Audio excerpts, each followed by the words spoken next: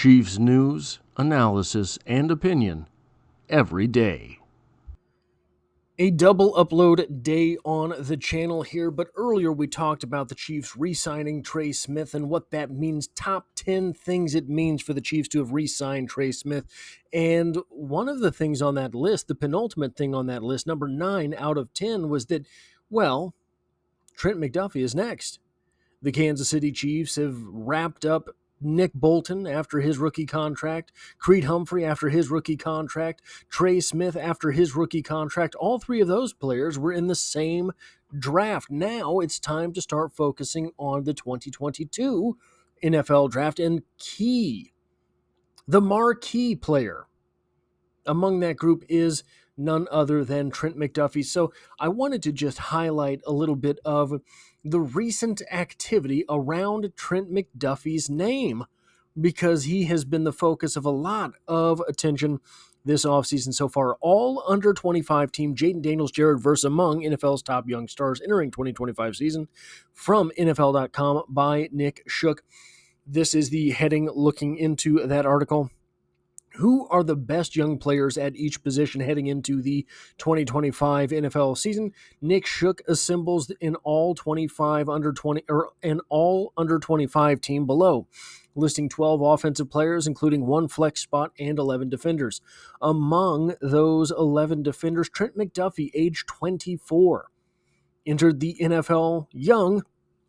Few corners blanket receivers better than McDuffie, who posted one of the best tight window percentages, 33.3% at the position, minimum of 400 snaps. We'll look at those snap counts later.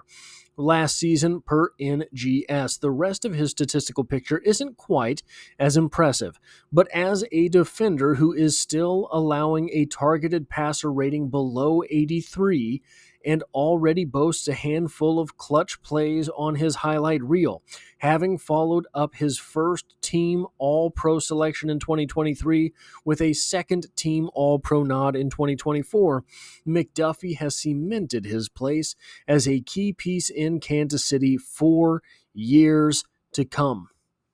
One of the things that is paradoxical about the cornerback position is this line right here. The rest of his statistical picture isn't quite as impressive.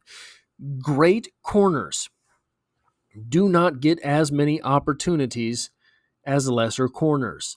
So the statistical output, whether it's tackles, interceptions, PBUs, any of that stuff, is not quite as impressive. So in another article, PFF 50, the 50 best players in the NFL ahead of the 2025 season. This is like the NFL's top 100 for PFF, but it's just a top 50. Guess who made that cut? That's right, cornerback Trent McDuffie, Kansas City Chiefs. McDuffie is a true inside-out cornerback who thrives anywhere he's deployed. In 2024, he ranked first at the position in advanced coverage grade. Over the past 3 seasons, his 89.0 coverage grade is fourth among all corners, and his 1.99 PFF WAR trails only Sauce Gardner at the position. We're going to get back to good old Sauce Gardner. While he isn't often tasked with full shadow man coverage duties, that hasn't diminished his impact as a cornerstone of the Chiefs' defensive scheme. One of the things that's going to be interesting about this season for the Kansas City Chiefs, they will get to play McDuffie wherever he is best suited in that game. Christian Fulton is an outside NFL cornerback. Jalen Watson is an outside NFL cornerback. They are good against the numbers. So Trent McDuffie is the best corner on the team still, but he can line up in the slot, which is his best position, whenever it behooves Steve Spagnuolo and this Kansas City Chiefs defense. While this might take him off of the marquee matchups against an opposing team once in a while, what it will also do is force him into higher leverage positions. Much easier to rush the quarterback from the slot cornerback role, isn't it? 2 years ago, in 2023, he had 3 sacks. It fell I think he had a half sack as a rookie, 3 sacks in his sophomore campaign, and then 1 sack last year, something like that. But this is likely to go up as Spagnuolo likes to rush his corners, and it's much easier to rush the corner from the slot position, and it's much easier to mask your slot corner rushing if your slot corner ends up being Trent McDuffie because he lines up there more often than he did last season. Last season, the Chiefs really had to count on Trent McDuffie to line up wide. So if he was in the slot, the quarterback is going to notice that immediately. It won't be quite so obvious in the 2025 NFL season. Another ranking for McDuffie. Trent McDuffie checks in at number 81 overall in the NFL Top 100 rankings.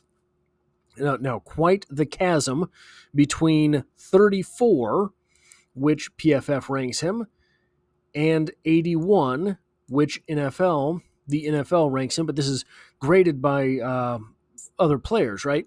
McDuffie is the second member of the Chiefs to appear in the rankings so far from Chiefs.com by Matt McMullen. Another week, another member of the Kansas City Chiefs has appeared in the NFL Top 100 rankings. A week after center Creed Humphrey, drafted by the Chiefs, re-signed by the Chiefs, checked in at number 93 overall in the annual rankings. Cornerback Trent McDuffie landed at number 81 on Friday. The rankings, which seek to list the league's top performers as voted by the players themselves, are gradually being released over the next several weeks. Then they have the tweet from NFL. NFL top 100 players of 2025, Chiefs cornerback Trent McDuffie, 81 on the list. Here's a portion of what the rankings had to say about McDuffie, whose inclusion marks the first of his career. McDuffie continued to deliver tremendous defensive balance last season. He's an able and willing tackler. He's more than able and willing. He is outright great at making tackles, as well as a physical eliminator of opponents' top pass catchers. He ranked third among corners in 2024 with an 83.1 PFF defensive grade. McDuffie was ranked by Pro Football Focus as the league's third best cornerback heading into 2025. And now entering his 4th season as a professional, he has a real shot to end the year as a consensus top defensive back in the NFL. So why make this video today? Why talk about this now? Well, earlier we talked about the Chiefs re-signing Trey Smith, and now the focus is on Trent McDuffie, who is, maybe he'll sign like 5 years, $50 million, right? That's doable. 5 years, $50 million, $10 million a pop. The Chiefs could afford that, right? Well, that's not going to happen. Sources: Jets cornerback Sauce Gardner reached 4-year, $120.4 million extension from ESPN by Rich Cimini. Another day, another major contract extension for the New York Jets. 24 hours after reaching a long-term contract extension with wide receiver Garrett Wilson, the Jets rewarded a star cornerback, Sauce Gardner, with a record-setting contract, a 4-year, $120 million extension, sources said Tuesday. The contract includes $85.653 million guaranteed, a source told ESPN's Adam Schefter. The two-time All-Pro, Trent McDuffie has a first-team All-Pro, a second-team All-Pro, becomes the NFL's highest-paid cornerback based on average salary per year, $30.1 million. He surpassed Houston Texans star Derek Stingley Jr., who received a 3-year, $90 million extension in March of this year. They are just one-upping each other very, very quickly. Stingley was drafted 3rd overall in 2022, 1 spot ahead of Gardner. Gardner posted to X, "This is only the beginning of his career or of his paydays," and thanked his brother Alante Gardner and AJ Vaynerchuk, who represents him and the Jets and their fans. This is a list from Over the Cap. We're looking at the top 16 cornerbacks in the NFL by pay. This is prior to the Sauce Gardner contract that is still not updated on here yet, but worth looking at anyway. You might notice this player, L'Jarius Sneed, $76.4 million contract, $19.1 million per year. Just last season, the Chiefs were not willing to pony up that type of cash. Interestingly, this name should be familiar to you as well. Charvarius Ward is the 16th highest paid corner in the league, $54 million, $18 million per year average, $27 million fully guaranteed, total guarantee $34.98 million. These are the top 16 paid cornerbacks in the league and the team for whom they play. You will notice, absent from that list, the Kansas City Chiefs. The Kansas City Chiefs having to jump into the top 5 in another positional group. Middle linebacker Nick Bolton. I don't know if he is in the top 5, but it seems like probably he must be, right? Creed Humphrey, Trey Smith, Patrick Mahomes, Travis Kelce. Another position that will be in that box for the Kansas City Chiefs is the cornerback position, at least we hope. So looking at these names, you have Derek Stingley making $30 million a year, J.C. Horn making $25 million a year, Jalen Ramsey at 31 years old, the grandpa of the cornerback room here, $24.1 million per year, Patrick Surtain costing the Broncos $24 million per year, A.J. Terrell and the Falcons agreed to $20.25 million per year, Denzel Ward at 20, and then we drop below the 20s, Marlon Humphrey for the Ravens, 19.5, Trayvon Diggs for the Cowboys, 19.4, Marshawn Lattimore, Commanders, 19.4, Tyson Campbell with the Jaguars, 19.1, 19.1 for Sneed, 19 for Jalen Johnson and the Bears, Carlton Davis and the Patriots at 18. The Patriots will have decisions to make as Carlton Davis is making 18 a year, and they have another cornerback who is going to be due soon to get paid, Paulson Adebo with the Giants, 18, Byron Murphy and Charvarius Ward at the $18 million per year mark as well. None of those last numbers are particularly relevant for the Kansas City Chiefs. What is relevant for the Chiefs is that $30 million per year mark and the $30.1 million per year mark to be earned by Sauce Gardner. What is interesting is with all of this money ballooning the cornerback positions, what kind of money is Jalen Watson going to get in free agency? What's going to happen there? I am very interested to see what happens with that, because I do think he's going to be coveted by a few teams. I don't think you have many cornerbacks hit the open market, assuming he does, that have made the game-changing plays that he has made in his young career, especially not with the size that Jalen Watson has. Now, this is the recap of Trent McDuffie's snap counts in his 3 seasons in the NFL. Remember, his rookie season started slow. He was injured, still racked up 682 snaps in his rookie season, played 977 snaps in 2023, and then played 996 snaps last season. Both of those years, by the way, would be over 1,000 snaps had the Kansas City Chiefs been forced to play their 17th game of the year with their starters.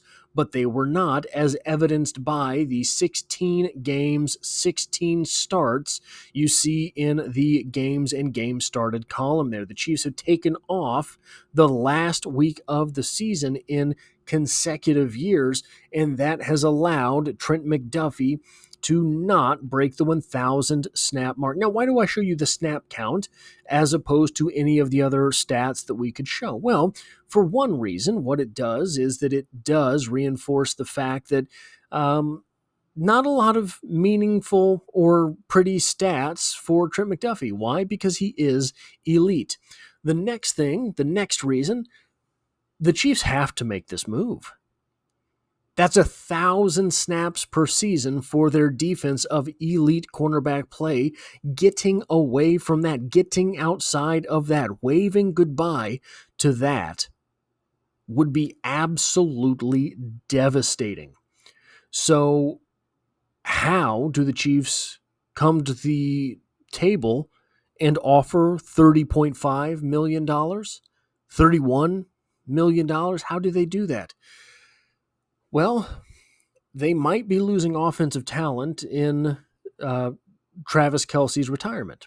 For one, they might be losing offensive talent, whether it's the most popular offensive talent or not, in Jawan Taylor, who is likely going to have to move on after this season.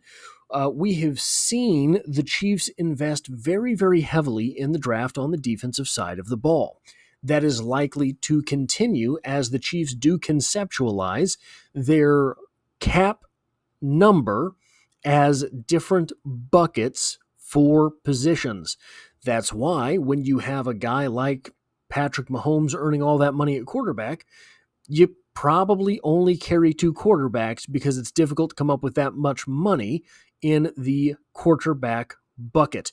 When you have big ticket starters along the offensive line, like Creed Humphrey and Trey Smith, it's difficult to keep a veteran, experienced, and starter level left tackle that you did not draft.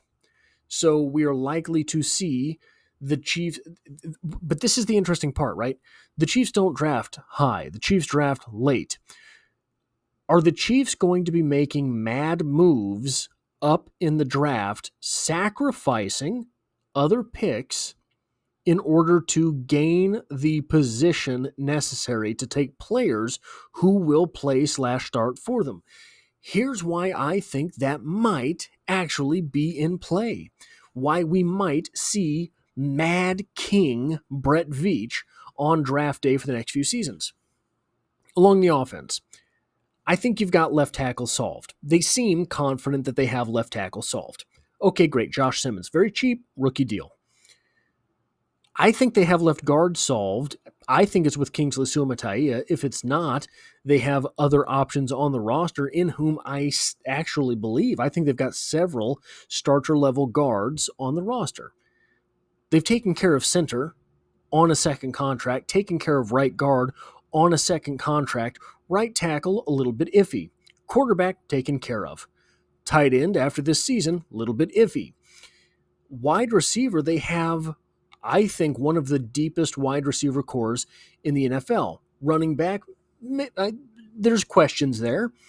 So on the offensive side of the ball, you have a tackle, a tight end, and a running back that you need. That's it. Why not act aggressive and say one of these Josh Simmons types falls to 20? If you draft him and you put him at right tackle, you have an absolutely elite offensive line. It doesn't matter what running back is behind there, right? You move up. On defense, Chris Jones is still playing, right? We don't know for how much longer. I think Omar Norman-Lott is the answer at defensive tackle too. So you're looking at the defensive end spots. Your linebacker crew is stacked. I think you even have young guys at the linebacker spots that make that position stacked. You have an absolute all-pro at left or at cornerback if you re-sign Trent McDuffie. Maybe you have something to be desired at cornerback too. And then the safety position, I think, is really going to be taken care of with Jaden Hicks and Brian Cook, who knows what's going on there. They have several guys who could be the answer at the second safety spot. So on defense, you're looking at edge, because this is assuming maybe George Karlaftis does not get re-signed, 2 edge players, depending on Ashton Gelati, and a cornerback 2. If one of those guys falls, so you're looking at 6 different positions. You've got 7 picks in each draft. You're not going to find anyone probably at the 4th round level eventually that can come in and make an absolute meaningful difference to this team, not immediately. So if you have all of these players re-signed and on good deals, it might be the Chiefs' time to start acting aggressively in the draft and moving up after players that they want. So I think the next few seasons, should Trent McDuffie be re-signed, could be the generation point for a Chiefs dynasty to basically respawn. Like it's wild because the Chiefs have basically been through, I mean, I don't know how you would count them, 2 rebuilds during the course of a dynasty. Their first Super Bowl appearance into their next season, basically a rebuild. Look at all the young players that played there. Look at all of the young players that made a difference in the 2019, 2020, 2021 seasons. Then you have 2022, in which all of these young players infused this roster and got so many reps. Now here we are in 2025, and we could be looking at another soft reboot for this franchise. That is all I have for this video. If you like or appreciate what it is that I do here, hitting the like button really does help me out, as it tells YouTube to share this video with other Kansas City Chiefs fans. If you find yourself here by chance but not design, the Chiefs are the only thing I talk about on this channel, dropping multiple videos every single week. And as always, I hope to have you back for the next one.